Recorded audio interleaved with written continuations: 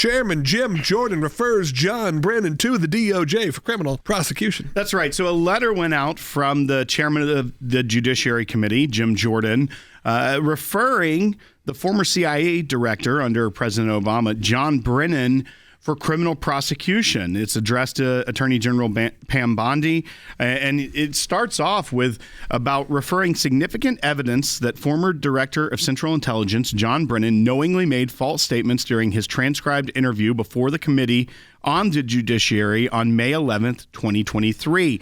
Goes on to say that under 18 U.S.C. 1001, a witness commits a crime if he knowingly and willfully makes any materially false statement or representation with respect to any investigation or review conducted pursuant to the authority of any committee of the Congress. And then it goes on to lay out in 6 pages very explicitly the statements in the transcribed interviews. Now, these weren't before a camera in a committee room. These were transcribed interviews, much more serious type setting. It's not a time when you see members of Congress grandstanding, trying to use their 5 minutes to get a soundbite for their campaign. These are when they're doing real investigative work and when they are alleging he lied. And it's not just we think he lied because we disagree. No. It actually goes on to show, and we'll lay this all out in the next segment, that there were things even he memorialized within the CIA that has now been declassified and released by people like Tulsi Gabbard and John Ratcliffe that show that he did the opposite and told Congress the other. Yeah, I mean, they were using their intelligence community assessments, and they were using information from the Steele dossier. And while they were testifying about the intelligence community assessment that they signed their name to, they said they had never seen the Steele dossier, even though it is being utilized in the actual document they submitted. It said Trump was Russia's preferred candidate, all the stuff out of the dossier. So even unlike Comey, this is multiple times before Congress in different ways that John Brennan, he'd say misleading. The best way to say is misleading.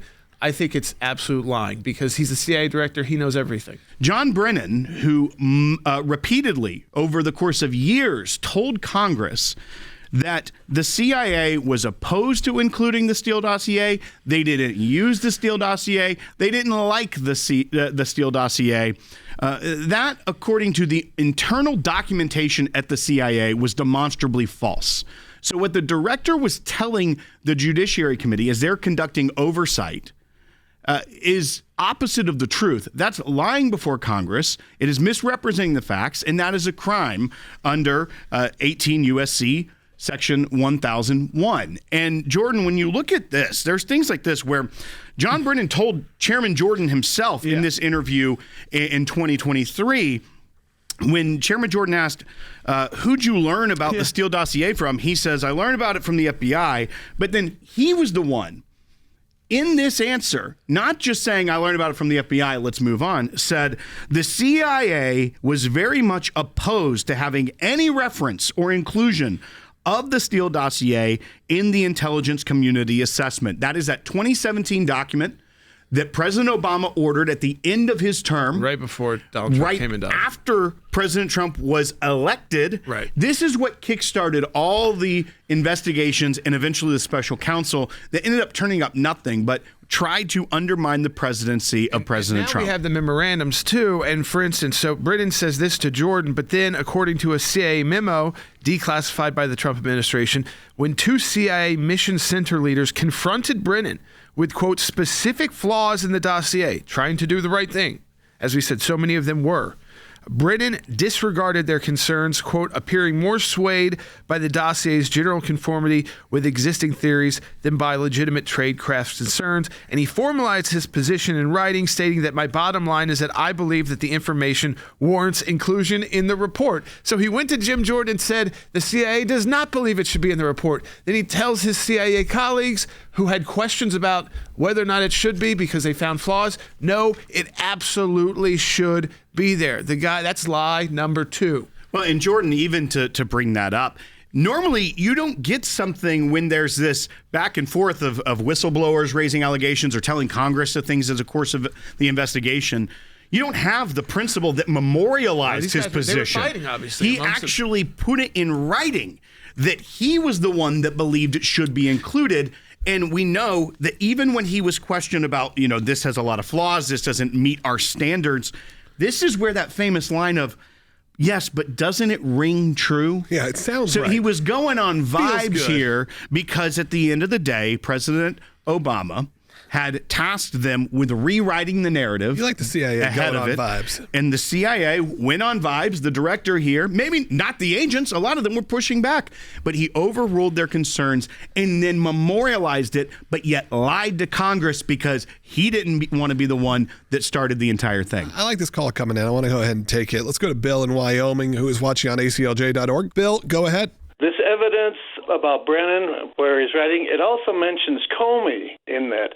Do you think that could also be used against Comey in this business with him? I mean, listen, when you have other individuals who are very closely working together and you've already issued an indictment, there can always be superseding indictments.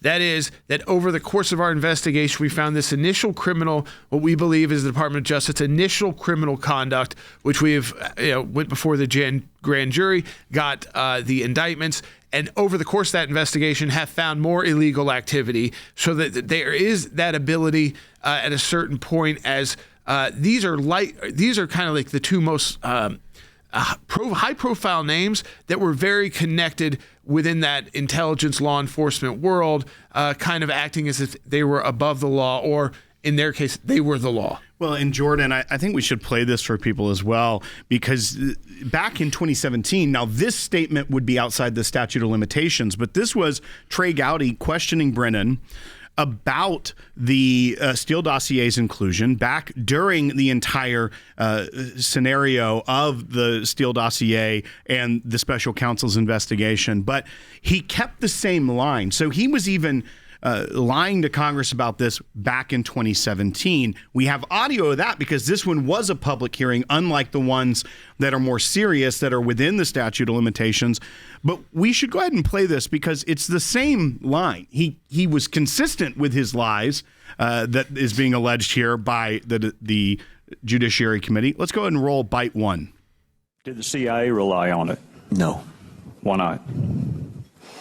Because we didn't. It wasn't part of the corpus of intelligence information that we had. It was not in any way used as a basis for the intelligence community assessment that was done. It was not. We know that that's not true, just even that it was not in any way used as a basis for the ICA, because it was the annex. All the information in the classified annex that we just recently got was Steele dossier information. Yes. So even that statement right there, while outside the statute of limitations, but just completely lying. They relied on it because they used it as their source. So you read the intelligence community assessment, and one of their main sources are pieces of the Steele dossier. So of course you relied on it and so there's no way, because there's so much information about Brennan out here, there's no way he could say I was just the director and I was kind of misinformed. His hands were all over this, like you said. Memos for CIA directors, he liked to formalize all these memos for history's sake. There's a lot of data, a lot of information you could just use, searchable memos information that directly conflict with testimony he gave under oath, which means when they conflict like that and you don't go and correct it as immediately, like you misspoke, it is a crime to testify and lie to Congress. And Jordan, to that point as well, he doesn't have the cover of saying, I didn't really know about this. One, the directive on a new ICA came from the White House to the members of the intelligence community, the principals. They wanted to rewrite. Because what's the benefit on the way out of office? What's the benefit of doing this for him? Donald Trump. The only reason he won is because of Russia. It was that insurance policy that Peter Strzok talked about. It was then to even if it was over. And then open up all the investigations. Gotcha. Did Donald Trump win because of Russia propaganda, even though it was over, so they could try and smear him, which they tried to do for all 4 years. It can't just be a job for any of these people. It's got to be some, vindictive business operation that's beyond, all right, we're done now. You remember what Chuck Schumer said, if Trump were to go after the intelligence community, they have 6 ways from Sunday to get back at you. Mm-hmm. That was a warning from Chuck Schumer to Donald Trump. And what happened? The man ended up cooking I think we're burgers. now seeing all 6 ways laid out right in black and white.